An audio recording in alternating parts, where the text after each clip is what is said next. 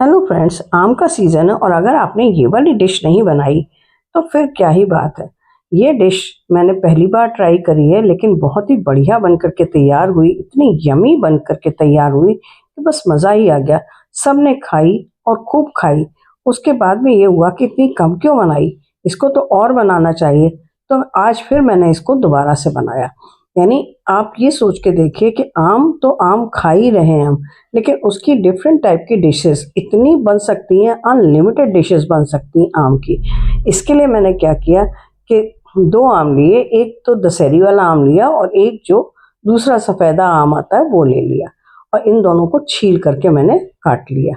यानी इसके बस के अनइवन से कैसे भी आप इसके स्लाइसेस काट लीजिए, क्योंकि हमें अल्टीमेटली इसको पीस करके इसका पल्प बिल्कुल बारीक बनाना है। तो बस ये लेकर के मैंने इसको मिक्सी में डाल लिया और इसमें कोई चीनी वगैरह कुछ भी नहीं डाला। इसको सिर्फ ना पानी डाला, बस इसे सिर्फ पीस लेना है हमें। और पीस करके जब ये गाढ़ा गाढ़ा पेस्ट बन करके तैयार हो जाएगा तो इसे एक बोल में हम निकाल लेंगे।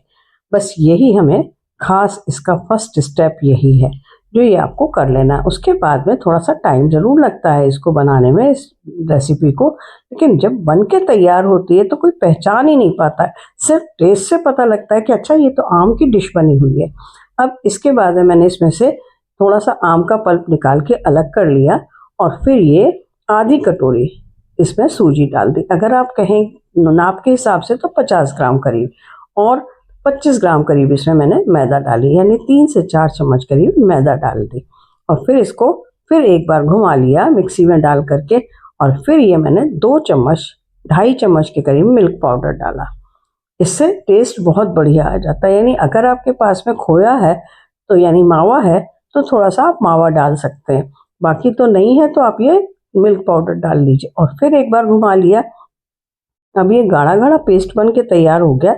इसको एक बोल में शिफ्ट कर लेते हैं। हाँ, बीच में मैंने जो पल्प निकाल के अलग रखा हुआ था ना, वो पल्प बीच में मिक्स कर दिया था, क्योंकि हमें सारे 2 ही आम तो लिए थे मैंने, बस दोनों आमों को मैंने यूज़ कर लिया इसमें, और बाकी बचाने की आगे ज़रूरत नहीं है। अब ये इनो पाउडर बहुत थोड़ा सा, यानी 1/4 जो सैशे होता है वो इनो पाउडर डालना है, बहुत ज़्यादा नहीं डालना है। और 2 बूंद करीब इसमें नींबू की डाल दें। और जब ये इसमें एक्टिवेट हो गया तो इसको चला लिया, बहुत हल्का हल्का सा थोड़ा सा चला लिया, बहुत ज़्यादा नहीं, और एक ही साइड में करके चलाएंगे। अब वो जब हमारा पेस्ट बैटर तैयार हो गया है उसके बाद मैं ये चाशनी बनाती हूँ। तो चाशनी बनाने के लिए मैंने 1 कटोरी चीनी ले ली। अब अगर आपने 1 कटोरी चीनी ली है तो उसमें आधी कटोरी पानी डालेंगे। अगर 2 कटोरी ली है तो आप 1 कटोरी पानी डालेंगे, यानी आपको जितनी चीनी लेंगे उसका आधा पानी डालना है। और मीडियम गैस करके इसको हमें पका लेना है। यानी हम ये चाशनी बनाने जा रहे हैं। तो जैसे आप नॉर्मल चाशनी बनाते हैं बस वैसे ही थोड़ी सी पतली बनेगी ये वाली चाशनी। इस बात का ध्यान रखना है, इसको बहुत ज़्यादा गाढ़ा नहीं करना है। और फिर ये आधा चम्मच मैंने पिसी हुई इलायची डाल दी। इससे इलायची से चाशनी में बड़ी अच्छी खुशबू आ जाती है। अब एक चीज़ और है कि इसमें अगर आप केसर के धागे डाल देते हैं तो कलर बड़ा ही प्यारा आता है। और फिर जो हमने नींबू निचोड़ा था ना, 2 बूंद नींबू उसमें निचोड़ दिया था, तो 2 बूंद ही नींबू इसमें निचोड़ेंगे, नहीं तो इसमें क्रिस्टल बनने लग जाएंगे चाशनी में। तो क्रिस्टल हमें नहीं बनने देने, तो बस 2 बूंद ही नींबू इसमें निचोड़ दीजिएगा। और फिर इसको चला करके और इसको गैस को हमें बंद कर देना है। बस ये हमारी चाशनी बन करके तैयार हो गई। आप इसकी कंसिस्टेंसी देख सकते हैं ना, बिल्कुल पतली रनिंग है। अब उसके बाद में मैंने 2 तरीके से ये इसको बनाया, यानी मैं जो बनाने जा रही हूँ आम का वो मालपुए हैं, मैंगो मालपुए। तो एक तो मैंने बनाया कि डीप फ्राई किया, डीप फ्राई नहीं कहना चाहिए, शैलो फ्राई किया। इसमें 2 चम्मच मैंने देसी घी का डाला और उसमें फिर ये पुए तोड़ दिए, थोड़ा फैला दिए उनको डाल करके, और थोड़ा सा फैला दिए जैसे मालपुए फैले हुए होते हैं ना, बस उसी तरह से, और इसको हिला दिया। फिर नीचे से ऊपर को घी इसके ऊपर डालते हुए इनको ऊपर से भी सेक लिया, और फिर इसको धीरे से बाद में पलट देंगे।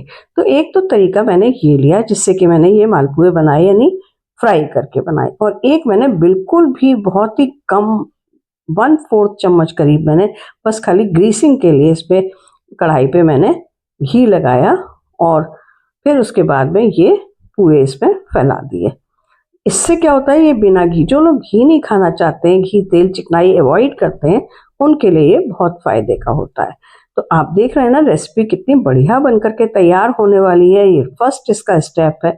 अब इसके बाद में इसमें मैंने थोड़ा सा घी और डाल दिया। घी ही इस्तेमाल करिएगा क्योंकि मिठाई में तो घी ही अच्छा लगता है।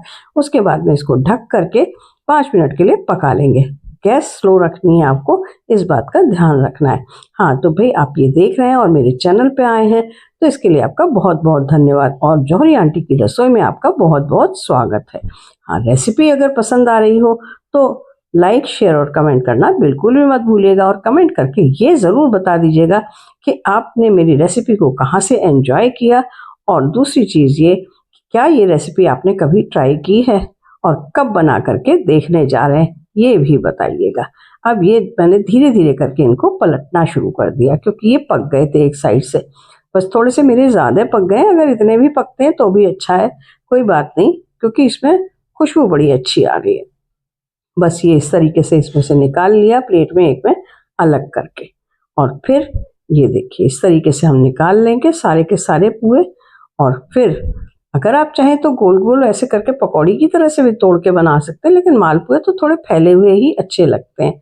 बस ये इनको निकाल के और फिर हमने दूसरी बार का इसमें बैटर डाल देंगे। उतनी देर में हम आगे का काम करेंगे।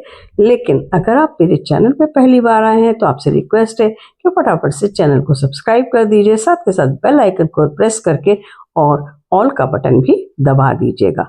तो इससे क्या होगा कि आपको सारे मेरे आने वाले वीडियोस के नोटिफिकेशंस मिलते रहेंगे। और हाँ, एक बढ़िया सा कमेंट करना बिल्कुल मत भूलिएगा क्योंकि उससे मुझे बहुत सारा मोटिवेशन मिलता है और मैं रोज़ सोचती हूँ कि आज मैं नई क्या डिश बनाकर अपने सब्सक्राइबर्स को और अपने व्यूअर्स को दूँ।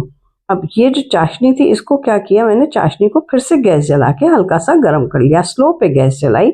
जब इस चाशनी में थोड़ा सा खदक सी आने लगी, थोड़ा सा बुलबुले से उठने लगे, तभी मैंने ये सिके वाले मालपुए जो अभी सिक भी रहे हैं, कुछ तो एक घान तो सिक रहा है और एक घान ये सिका हुआ जो था वो मैंने इसमें डाल दिया।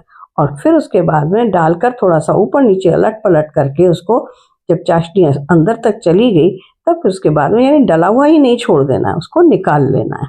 बस एक बार अलट पलट किया और फिर निकाल लिया, क्योंकि अगर आपको ज़्यादा मीठा पसंद है तो फिर चाशनी में डिप रहने दीजिए और नहीं तो निकाल लीजिए। और फिर ये ऊपर से थोड़ी सी चाशनी और इस पे स्प्रिंकल कर देंगे। अभी देखते रहिए, अभी और भी बहुत कुछ होने वाला है। ये अब दूसरी बार के सिके हुए मेरे तैयार हो गए। एक बार के और सेक लिए थे वो भी मैंने उसी में बड़े डोंगे में करके रख लिए। अब प्लेटिंग करते हैं हम। तो प्लेटिंग कुछ खास है। उस खास के लिए हमने क्या किया कि पहले तो ये मालपुए इस पे सजा दिए और फिर मालपुए सजाने के बाद में ये क्रीम, अब क्रीम कौन सी होती है, हमारी घर की ताज़ा मलाई, गाढ़ी गाढ़ी मलाई ले लीजिए, उसको थोड़ा सा फेंट लीजिए और फिर डालिए।